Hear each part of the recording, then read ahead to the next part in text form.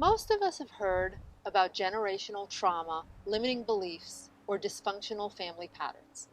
And we can probably agree that we want to encourage the empowering ones, but we don't want to pass on the dysfunctional ones. The harsh truth is, we rarely disrupt patterns. We go on autopilot and we just do what every generation has done before us in our family, because it's the path of least resistance. Now that we're parents, we have a unique opportunity to stop a legacy of hurt that we inherited. We can change dysfunctional patterns so that we don't have to pass them on to our children or our children's children. We think we're taking the good and leaving the bad from our childhood experiences. We think we're being so different from our parents, but we're not. You see, feelings of guilt, shame, being belittled or ignored get stored in our bodies.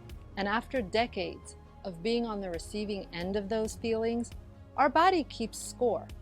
And we have no control over how this eventually manifests in physical or emotional chronic illness, anxiety, depression, and everyday emotional suffering. I'm a third-generation Holocaust survivor.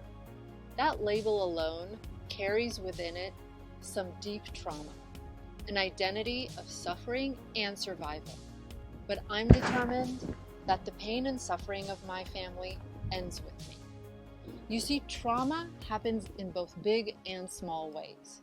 Just because you personally were not a victim of abuse doesn't mean you weren't traumatized in small ways that add up. We all came from generations that had to fight for their survival. Every family has its journey and its story. But when your family members fought and suffered for the hope of a better future for you, was generational trauma what they envisioned? Were dysfunctional family patterns what they dreamed and hoped for you? No. There's a huge difference between telling the stories of our families and honoring what they went through versus putting the burden of guilt and shame on our children to keep carrying on. It's on us now. We're the parents, and we have the opportunity to free ourselves and our children from the stories we have in our mind about what we think we should be and what they should be for the sake of family.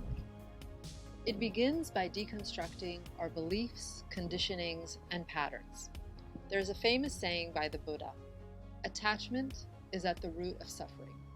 I'm committed to shining a light on my attachments so I can release them, because I am going to change the course of my lineage. If that sounds like you, join me, and I'll show you how to be the architect of your own parenting paradigm.